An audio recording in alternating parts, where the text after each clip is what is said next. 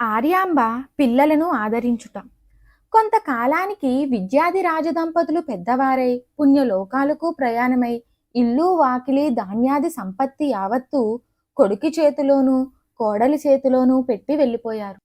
స్వధర్మానుష్ఠానం చేస్తూ అతిథి అభ్యాగతులను గౌరవిస్తూ బీద సాధలను కనిపెడుతూ పండితులతో పండిత గోష్ఠులతో జ్ఞానామృతాన్ని ఆస్వాదిస్తూ శివగురు దంపతులు చీకు చింతాలేని గార్హస్థ్య జీవనాన్ని సాగిస్తున్నారు. ఆర్యాంబకు చిన్నపిల్లలంటే ముద్దు. ఇరుగు పొరుగు వారి చిన్ని పిల్లలను మచ్చిక చేసుకుని సరదా తీర్చుకునేది. తలలు దువ్వి బొట్టు పెట్టి ఆడపిల్లలైతే కాటుకలు అద్ది జడలు వేసేది. వాళ్ళ కోసం చేసిన తినుబండారాలను అందించేది. దానితో పిలవకుండానే వచ్చేవారు పిల్లలు సంతోషంగా. మరి చిన్నపిల్లలైతే ఉయ్యాలలో పరుండబెట్టి జోలపాటలతో జోకొట్టేది. ఒకప్పుడు పసిపాప ఏం చేసినా ఏడుపు మానకుండా ఉంటే ఆ పాప తల్లి పరుగు పరుగున వచ్చి ఆదుకునేది. అట్టి భాగ్యం తనకు లేకపోయిందే అని మనస్సు చివుక్కుమనేది.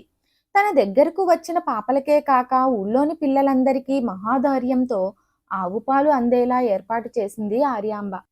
పండగలకు ఆ పిల్లలందరికీ కావలసిన చొక్కాయిలు లాగూలు ఆడపిల్లకు పరికిణీలు జాకెట్లు తయారు చేయించి స్వయానా తానే వారికి తొడిగి మురిసిపోయేది. ఎంత చేసినా పిల్లలు ఏదో సమయంలో తమ తమ ఇళ్లకు తుర్రుమని పారిపోయేవారు. అంతే కదా, ఎంతైనా ఎవరి పిల్లలు ఎవరికవుతారు? ఈ సత్యం ఆర్యాంబకు క్రమేణా తెలిసి వస్తూ మనసులో దిగులు ఆరంభమయ్యింది.